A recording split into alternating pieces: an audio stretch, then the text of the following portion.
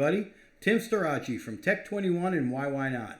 And today's episode of Studio 21 is coming at you from a top secret remote location. And we're going to be doing a Zoom interview with Kenney, Steve Harris's bass tech and Iron Maiden's keyboard player for nearly 4 decades. And we're going to be talking about the Steve Harris SH1 Signature SansAmp, its inception, how it came about, how it's utilized in British Lion and Iron Maiden. All right, everybody, hang on to your hats. It's going to be a good one.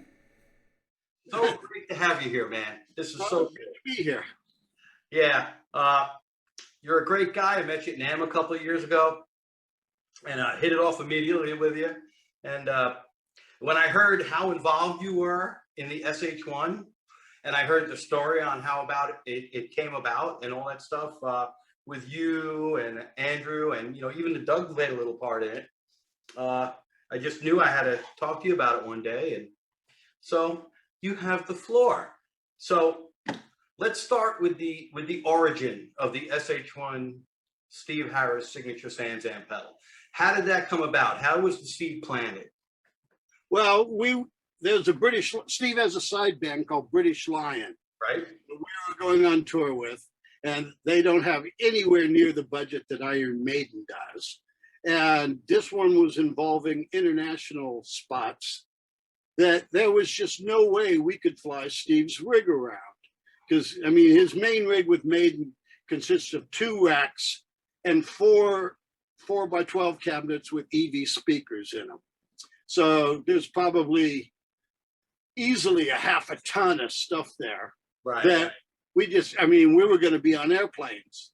And I was wondering, we would be renting stuff, but then again, where do you rent 4x12 cabs with electric voice speakers in them? It's so just trying to figure out who's going to play through. And Doug Pinnick is a friend of mine, and he's got his little Tech21 pedal, and I thought, well, Doug's sound is a little more radical than ours. We could probably dial it back and get something like Steve's sound out of Doug's pedal. I was looking through some Tech21 catalogs, older stuff, and I saw that you actually had an electric voice simulator in an item that was no longer available. I think it was when you fly rig or something. And I thought, an EV simulator, ooh. So I called up, I talked to Dale actually, and she put me on to Andrew, which is another funny story. I had no idea who Andrew was.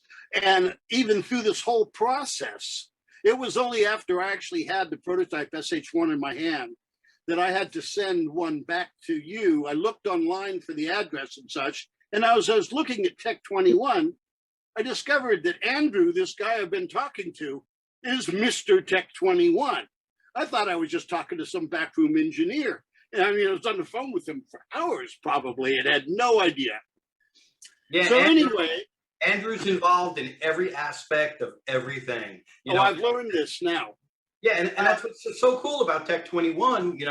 It's not this big, huge corporate thing. It's heart and soul in every piece. It's and you found that out by working with him. It's so cool. Well, like I say, I was talking to Andrew, the engineer, and I figured he's just some guy that got hidden in the back room that knocks all this stuff up. And it was only literally, well, as I said, after I had a prototype in my hand, did I actually find out what Andrew's position in the company really was. Right. It was like, oh, okay. So anyway, I get on the phone with Andrew and I say, hey, you have an EV simulator. Any chance you could put that in a DP pedal? And it's like, no, sorry, those things are so full, there's no room to put anything else in there. And it was like, damn. He says, but we could make something else. And I went, oh, okay. And that was how it started. Yeah, he likes a challenge. Yeah, Andrew said, we'll make something else. And he did. Oh, that's cool. So what was your part in the development of the pedal? Well, for one, just laying out what it is, what it does. And straight off the bat, as you and I have discussed before, Andrew did the obvious thing of, okay, we're putting 3 EQ controls on it. And I went, no, it has to be 4. And I told him why, and he agreed. And so it ended up having 4 EQs on it. The idea being that to get that kind of hard bass sound that I've always gone for my whole life, I find you need 4 bands of EQ because you have to turn the low mids down and the high mids up. Well, and you can't do that with, say, an SVT. You can do one or the other, but you can't do both of them. Right. So the 2 mids was really like the center and the core of the SH1. It really was the start of it. Yeah. That was the first thing that I said is it's got to have this. And where those frequencies were, it was kind of funny because I was at home here. I didn't have his preamp. I mean, I knew what the EQs were labeled at on his preamp. His preamp, there's a whole nother story there. You got time for stories. Oh, yeah. Well, we can get into that one because there's a whole history of his rig. He doesn't change things up like most people. A lot of people, will have 10 basses and 5 amplifiers, and Steve isn't. He's got what he uses, and that's it. The bass that he plays is the same bass he has played with Iron Maiden throughout almost the entire career. And you can tell because his sound really has stayed the same at its core from the beginning until now. Yep, nothing changes. The rig, there's a few little things here and there that have been added or replaced, different kinds of power amplifiers, for example. But the basic essence of his rig is the same exact thing it's been as long as I've been looking after it. And his bass is the same. It changes paint, it gets refinished, but it's the same bass. Yeah. The white West Ham bass is the blue sparkle bass. Oh, wow. That's neat to know. Yeah, I just presume people know that, but I guess obviously not. Oh, tell us more. Well, I remember in one of our earlier conversations we were talking about what wood was it made with? There's some speculation to that, right? Well, I didn't even know. It was only Jason Smith from the custom shop at Fender came out to one of our Southern California gigs. Right. He was going to make a copy of the bass. So he actually came out and spec'd it completely. The first time we'd ever had a full spec on the bass. And as he was trying to put it together, he couldn't find a blank of ash or alder heavy enough to recreate the bass. And as it happens, his father used to run Fender, Dan Smith. Right. And it's like, Dad, I'm trying to make this bass and I can't find, any wood heavy enough to do it. And his dad said, does it happen to be mid-70s? It's like, well, yeah, as a matter of fact, chuckle. In the mid-70s, we had a problem with our ash and our alder supply. And we discovered that Western big leaf maple looked about the same as our clear alder ash finishes. But wait, so we just kind of snuck that in there. So for a couple of years in the middle of the 70s, some of the Fenders are particularly heavy. It's because they're made out of Western big leaf maple and not ash or alder. And on that note, Michael, this particular specimen over here to my right. Yep. This is a originally started life as a chocolate brown. I don't know if you could see it. Yeah. And I know the finish. And it got painted over black. Yeah. Because they needed a black one. And it's from 1976. And it weighs about 12 and a half pounds. That's the heaviest bass in the world. Well, it's one of the heaviest basses in the world because all of mine are too. Yeah. So yeah, it's funny that I just happened to come upon the same era and the same, I was always convinced that this was maple. And then when you would mention that to me, I said, there it is. Yeah. So yeah, this beautiful bass, and I get why Steve would keep it for his whole career. Yeah, it's a particular sound. And I mean, I don't think he sought them out, but it just so happened that the basses that he got that he liked all happened to be that way. Well, like when I found this one, I didn't even plug it in. It was at Tech 21, and I'm oh, look at that bass in the corner. You know, hey, well, let me pick it up. And I hit like 3 notes on it, and I said, this is the best sounding P bass ever. I didn't even plug it in. Something about this bass, it just sounds. Oh, they're really solid. 2 days later, it was mine. So yeah, in fact, I was telling you, Steve's not a guy to need a bunch of basses or stuff. One time we were in New York, and he came in with a Precision, a red, kind of a trans red Precision. I went, where'd you get that? He said, I bought it. You bought it? Where? At Manny's. I went, you went into Manny's? He's not a music store guy. For him to actually go in a music store and buy a bass, you know, it shocked me. So it shocked everybody else at Manny's too. Oh yeah, probably. So anyway, yeah, the maple thing and the spec, which is why the current Steve Harris Signature Fender Precision is actually right. It's spec'd on his bass specifically. They got it so right. It's kind of amazing. You know, just the fact that it's a Mexican made, I think, because I think list price $1,100-1,200, and it's got Seymour pickups, and it would have a badass on it, but they don't make badasses anymore. So Fender's has their new badass. But yeah, he actually uses it. When we did the British Lion tour, he used those signatures on the whole tour. Cool. So on the British Lion tour, he was also using the SH1. That's why that we didn't finish that story, but that's why because I couldn't fly his rig around. Right. And so after talking to Andrew, then you guys went to work on that. I alluded to a little story. I didn't have his stuff here, but I had a copy of his preamp, which is a copy of a Hiwatt solid state 200. Right. And I was talking to Andrew, and it's like, well, we got to figure out what these frequencies are. So I got a noise sound on my synthesizer, played it through the preamp with Steve's settings on it, recorded it in GarageBand, and set it to Andrew so he could analyze it to find out what frequencies the middles were doing. And that's how we came up with the frequencies for it. Yeah, he convoluted and half-assed, but it worked. Hey. You know, he got the right idea.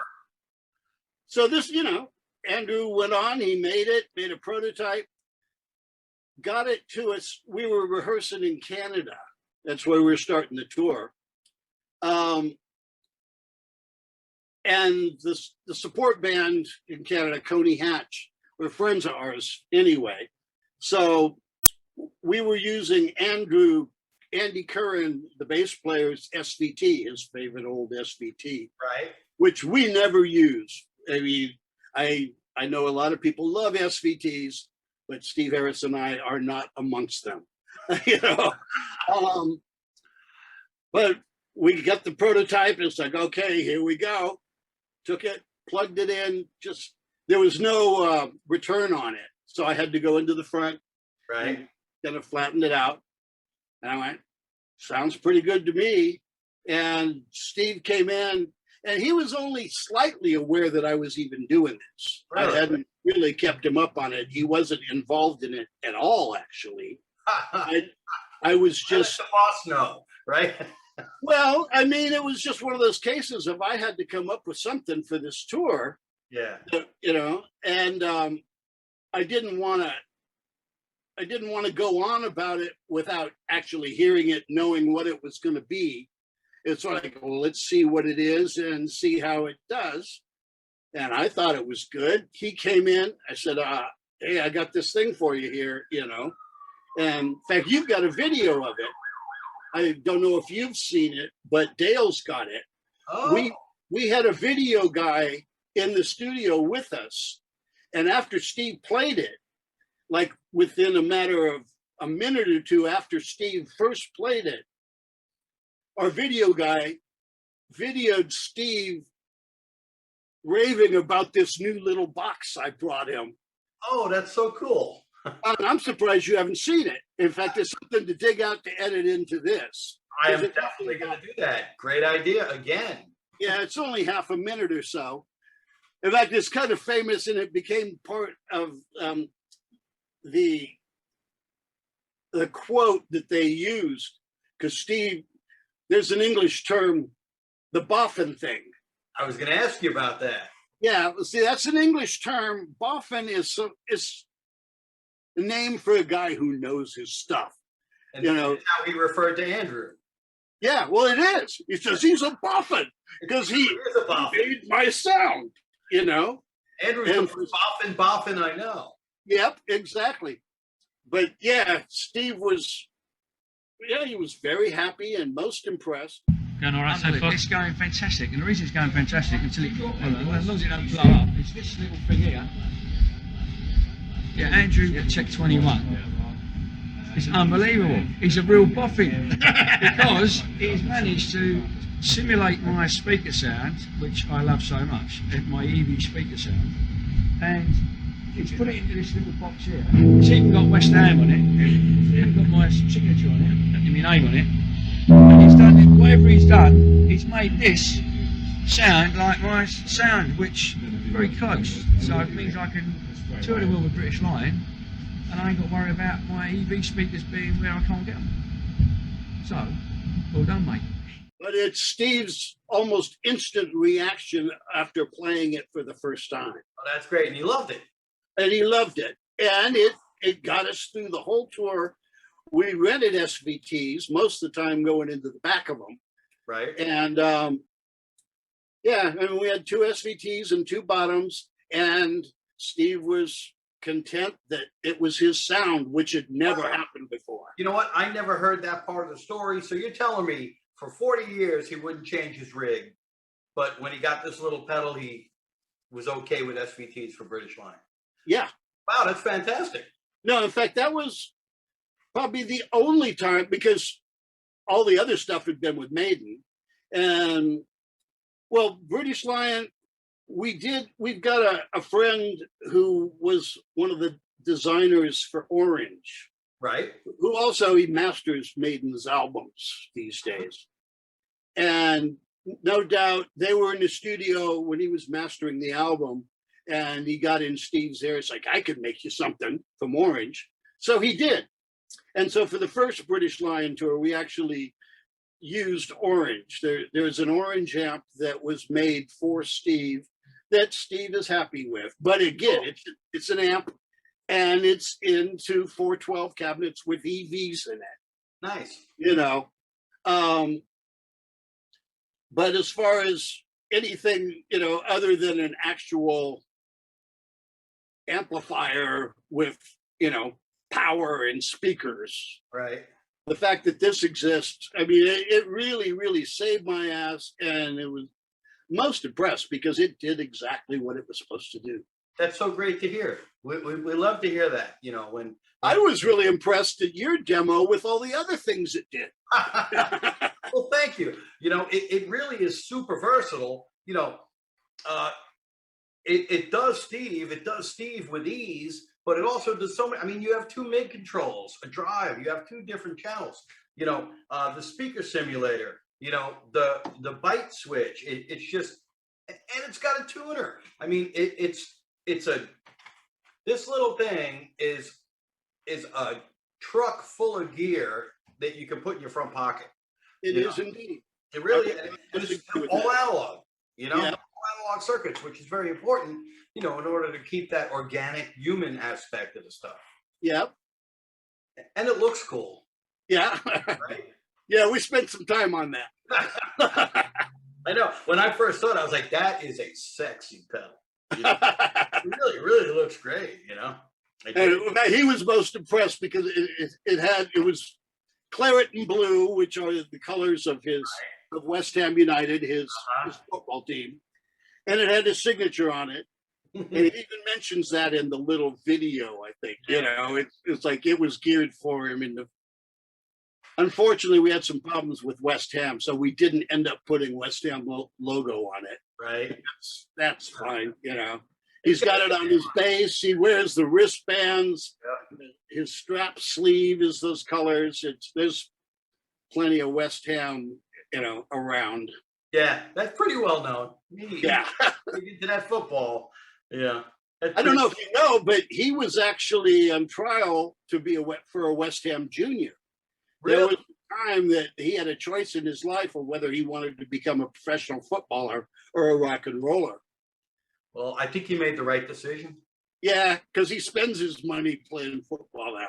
Well, that's great, right? He's Yeah. got the best of both worlds. That's pretty cool. So that's pretty neat. So let's switch gears a little bit. What's your history? What's your story, Michael? Oh God. About you. I got my first guitar when I was 11, which was right after the Beatles turned up on Ed Sullivan. Though I wasn't a big Beatles fan, I got it as soon as I saw the Stones, and I was into the Stones. I had played trumpet before that previously, trumpet in school. I mean, enough so I'd almost forgotten, but I was actually in the California Junior Honor Band. Oh, really? Yeah, for 1 year. I mean, hardly the featured soloist, but I don't even remember where we went, but it was somewhere else, and my mom had to go with me because I was 10 years old or something. Oh, that's pretty awesome, man. Yeah. And then I came home from seeing the night before my 11th birthday, came home from seeing Elvis's new movie, Viva Las Vegas. Oh. And there was a silver tone with an amp in the case sitting in the living room waiting for me when I got Oh, wow. That's so cool, man. Yeah. And I took to it immediately and actually had my own band going a year later. Nice. I was playing guitar and singing. In fact, an old buddy of mine, I mean, we go back to then, and I had convinced him that he should take the paper route that was available next to my paper route and get that so he could go to Montgomery Ward's and buy a bass and an amplifier. Montgomery Ward. Woo! Yeah, exactly. Which he did. And so I showed him where to put his fingers because he'd never played, and he hasn't played since, actually. But he was the bass player of my band back then. We were the great shit.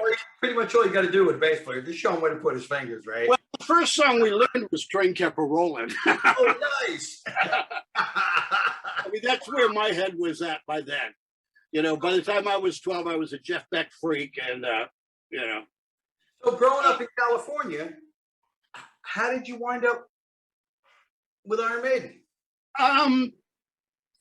Well, there's a whole big gap in there, you know, but I moved to LA. I'm from Northern California. Okay. I lived in Sacramento at the time.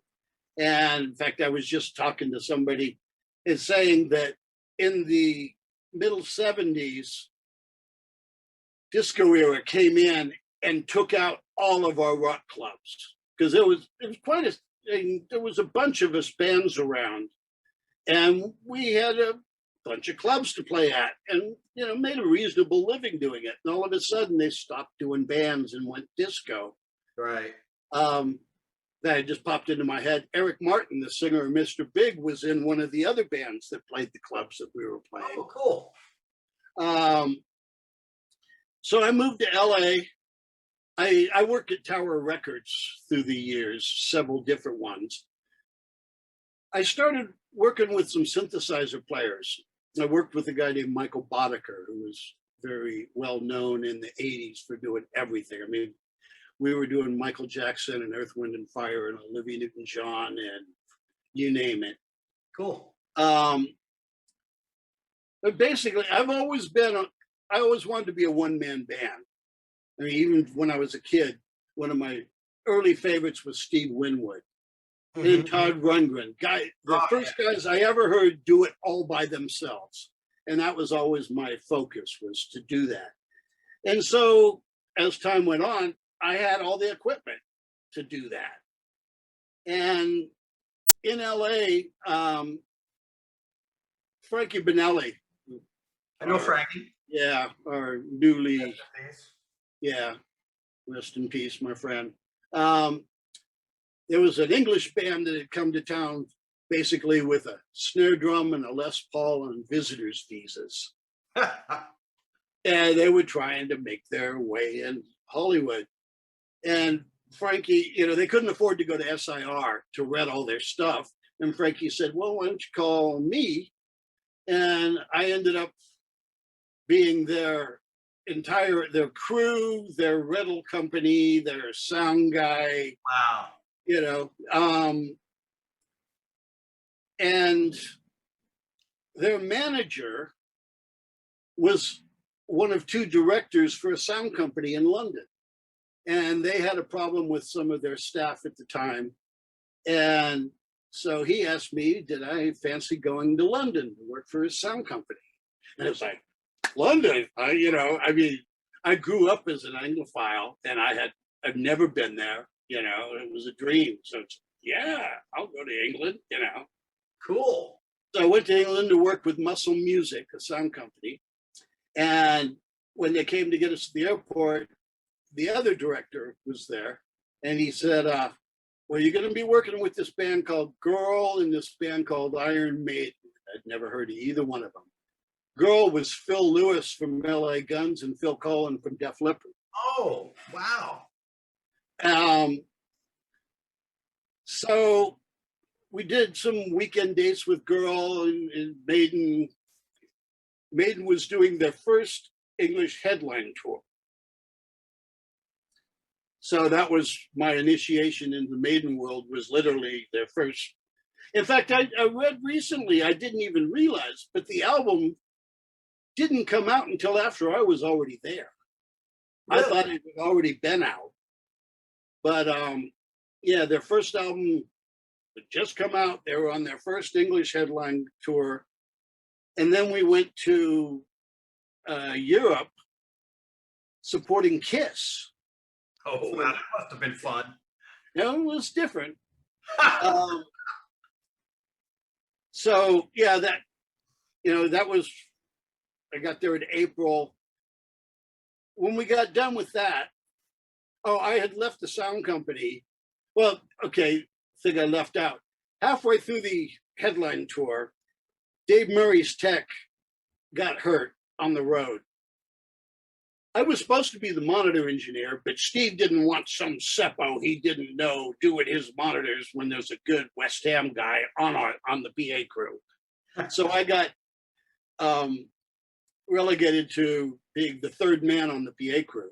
But then when Dave's tech got hurt, I was the only guy that knew anything about guitars. So I started doing Dave's guitars as well. Then when this Kiss tour happened, Muscle Music wasn't involved. I left the sound company and just went to work for Maiden for that tour. When the tour finished, got back to London, I didn't have anywhere to live. I had been living with the guy from the sound company. Maiden couldn't afford to actually keep me on. They had a basic crew of local guys anyway. Right. And by that time, I'd never been further east than Montana. So it was like, okay, I've done the England thing. I'll go home. And I did for a year and a half. I went back to work with Boddicker and these synth guys and all that. And then, long story short, I got a call. They needed somebody in a hurry in America about a year and a half later. So I went back out to do that. It was only supposed to be for 3 months, but that was 40 years ago, 38 years ago. And the rest is history. Yeah, pretty much. So you transitioned into what role with Maiden at that point? That was Steve's bass. That's when I was teching for Steve. Oh, cool. In the beginning, I was a PA guy who then became a PA guy, and then I was doing monitors for the support act, and then I was doing Dave's guitar also. Oh. But then I came in as Steve's guy. Oh, cool. And so, I mean, it's been as Steve's guy since then. That was in the middle of the Number of the Beast tour. Wow.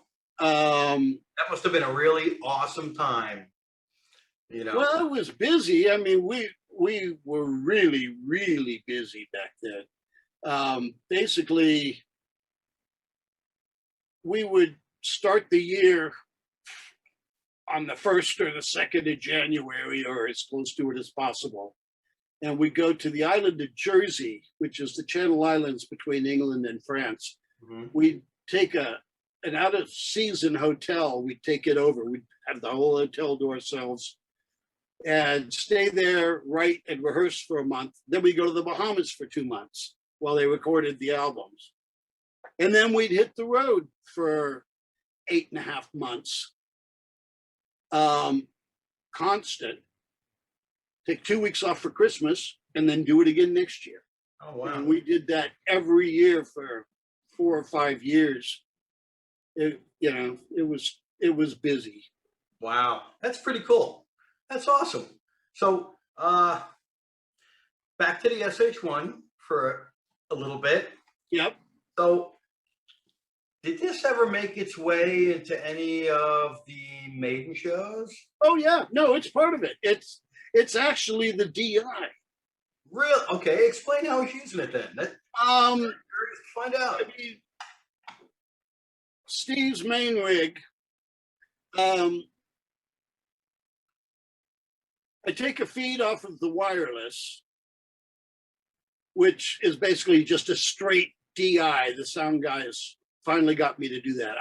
I was hesitant to do that because I didn't want them having access to the unadulterated sound and then making it what they wanted it to sound like. Right, I understand that.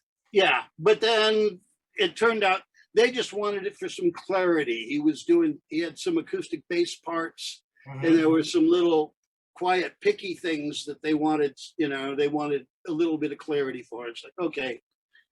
Then the DI that we were using was the same signal that was going to the amplifiers. It's the straight feed. It goes to his radio, which then goes to a Pete Cornish switching network, which then goes to the Electron. There's an Aphex oral exciter in there just to try to make up for when he sweats too much and kills his strings. Right. There's a DBX 160, but it's not compressing. It used to. There used to be a little trick that our old producer, Martin Birch, had us do. But then we stopped using it. But it's still there because it's a really, really good line amp. It's just a good balanced signal. Steve's rig is all on XLRs. The only jacks in his rig are in the SH1 and tuners. So anyway, like I said, there's an XLR going to the power amps and there's a spare jack. So I just take that out for the DI. But then we'd also use a DI pedal, a proper DI. Mm-hmm. And we got that and hooked it up, and it made life a lot easier, particularly for the monitor guys. Cool. Just we can give them a sound, and it sounds more like Steve than the feed off of the amps does. I mean, no, not the microphone. Right. The microphone is the sound. Right. The actual signal that's going into the amps Mm-hmm. isn't meant to literally be listened to specifically. It's Right. It then goes into a couple of 1,000 watts and into a bunch of EV12s, and that turns it into something else. Right. But yeah, I think we tried it out just to see what it was like, and it turned out that the sound guys liked it. So we just continue to use that. So it's the DI because we're giving them Steve's sound in a box, That's pretty fantastic. That's good to hear. Yeah, I mean, it's much better before, especially the monitor guy used to use the straight DI some, and it's like, oh, don't do that. That's not what it sounds like. Or if he used the other one, it was closer, but for one, the Electron is really noisy. It's really hissy. I mean, it's a homemade copy of a high watt from the Electron was made in the early 80s, probably 82, 83, something like that. So, we're looking at this thing that's, God, decades old. And it's just really hissy and really noisy. And that has always been a problem for them. So when they came up with this and it's quiet, they were infinitely happy that. Yeah, well, that's one of the things about the Tech 21 products that I enjoy as a musician, because I'm a musician, and is I like to have that nice. I use a pretty overdriven sound. Mm-hmm. That nice growly, aggressive tone that I like, and normally I'd have to get that by turning that big box behind me on 11. Yep. And blowing out my eardrums, and also a lot of hiss and noise and blah, blah, blah, blah. But it's so great how Andrew was able to come up with the product, the SansAmps, that just allow me to do that and still be able to talk to somebody over that. Yeah. It's so fantastic. And yeah, that's definitely a cool thing. And we pride ourselves on having, very low noise ratio on the product. Yeah. No, I mean, that was a big deal. I kind of forgotten about it, but at the time it was a major factor. Yeah. We record most every night, and the guy Tony Newton, who does the recording for us usually, would always moan about how hissy the bass was. It's been something they've had to fight with forever. I'm very familiar with that moan. Well, I hear it a lot. I mean, it's still there because the preamp is still going through the amplifiers, through the speakers, Yeah. but it's not so evident in the DI anymore. Right. That's pretty cool. The last time I had a chance to see Iron Maiden was before I even knew you. Was the first show of the Book of Souls tour. Okay. It was in Florida, where I lived at the time. Yeah, Sunrise. Yep, and it was really cool. It was neat, Yeah, we rehearsed down there, so it's a good place because we can get the venue for a few days, and we do our production rehearsals there, and then we do the show. So that's often where we start our U.S. tours. Yeah, pretty cool. Well, if when the next one starts, I'm looking forward to that. What is something that people would be surprised to know about you? About me? Yeah, about you. One of the things that comes to mind, I was kind of a bright kid, and I graduated from high school when I was 16. Oh, really? Okay, that's pretty cool. Well, you strike me as a bright kid. Yeah. I mean, but I skipped the second grade. In fact, well, there you go. Here's something that people don't know about me. In the second grade, I went to a one-room school. One-room school? Lived in Emigrant Gap in the Sierra Nevadas. They were building Interstate 80. My dad was a construction tire man. Right. And in Emigrant Gap, the school had 8 grades and 24 students and 1 teacher. Oh my. Like Little House on the Prairie. Yeah, it was, except it was in the mountains instead. But it was Little House in the Mountains. Yeah, it definitely was. Well, there was only two second graders. And I had lived in San Francisco before that and went to an elementary school that had 300 kids in the first 3 years. Oh, geez. That's a shock. Yeah, and then from that to a one-room school in the mountains. Oh. Well, cool. Well, there we go. So, Michael, what is your role in Iron Maiden besides Steve's bass tech? I know there's something else you do. And yeah, I'm the caterer in the studio. You are the caterer, aren't you? No, I'm also the keyboard player, and they're getting better at crediting it, but basically I often say I'm the bass tech and the keyboard player they don't have. So you're like the Wiz. You're behind the curtain. Yeah, pay no attention to the man behind the curtain. Oh my. Oh, that's cool. So how long have you been doing that? Since 1988. Boom. So we're looking at 32 years.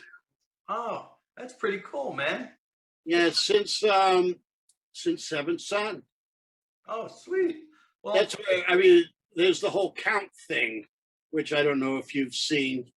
Um, they used to call me the Count because oh, when we were doing Seventh Son, we were in Germany, and my work was done, but Steve wanted me to hang around anyway. We were in Munich, and there's an infamous rock club there called the Sugar Shack. okay. And Germany, Europe is kind of all hours or very late. Mm-hmm. So I wouldn't even go out till about 2 o'clock in the morning, which I would often run into them coming up. The studio was in the basement of the hotel. They'd be coming up after being in the studio all day long, and I'd just be going out. And it was February in Germany. It was really cold. I had this long black coat.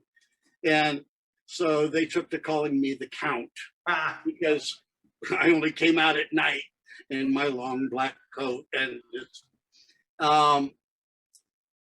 when they did Seventh Son, there was some keyboard parts on it. They go, how are we going to do this live?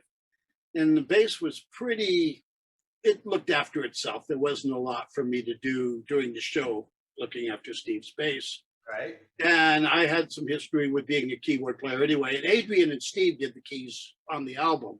Mm-hmm. And I'm probably better than they are. So I was like, well, you're good enough. And so they asked if I wanted to play the keys live as well.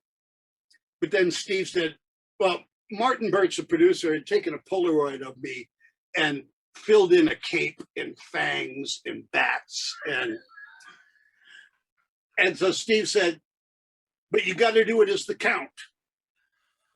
So when it came time to do the tour, we hooked up this little rig where a forklift could get underneath me and lift me up behind the back line. And I had a half mask with a wig and a cape. And So they even, that was you. it's definitely me. Oh my gosh, that'd be so cool, man. Yeah. That's fantastic. Well, there you go. There's something that people would be surprised to know. Well, I would think by now most people probably know it, but No, but now you're talking to me right here, right now. yeah. Now they put a face to the Count. Yep. I'm the Count. Well, that's cool. Awesome, man. That's really good. One last question, and you don't have to answer this, and if you do, I can remove it. The whole world wants to know. It's a huge debate in the bass player forums. Two fingers? Is it two? Two. Always two. Right? Only two. In fact, he gives me shit because I use three. I can't use three, but it's I use three pretty much. In fact, I even mess around with four. Oh, really? Wow. I mean, it's kind of hard getting a little finger, but if you do that, little finger turns down now. No, he looks like he's using three, but the third is just sympathetic. It's just moving with the other. That's what mine does too. It just kind of hangs out with it. It doesn't really get involved. It's just there to hang out. So it's official. Oh no, there's no question. He definitely is. From the man behind. But we've even had arguments, which I kind of said, listen to what you just said. He said, how can you do triplets faster with three fingers than two? I went, duh. But he does a gallop. Yep, he does a gallop, but it's a triplet. Yeah, it's like an 8th and 2/16. Yeah, okay. What to do with three fingers? Yeah. Three fingers wants to triplet. Two gallop. Okay, folks, there we go. We blew the top off the controversy. Straight from the man behind the curtain with Iron Maiden. It's without question, it is definitely two. Boom! I hope you enjoyed yourself as much as I did. Yep. Thank you, sir. I had a total blast. And I really hope to see you soon. Well, now that I know how Zoom works. Oh, yeah, we can do this all the time, buddy. Yeah, it's the first time I've ever Zoomed. So hopefully run into you in LA soon. And yep, you're coming out in a couple of months or next month. Yeah, I'll be out next month, doing some Why We're Not rehearsals. Cool. And, maybe we'll get a chili dog or something. Yep. Right on. Okay, Yep. Michael. All righty. So much. I really appreciate you taking the time out of your day to talk No about bother. SH1. I'm going to show it again. This Yep. is Steve Harris Signature SansAmp, the SH1.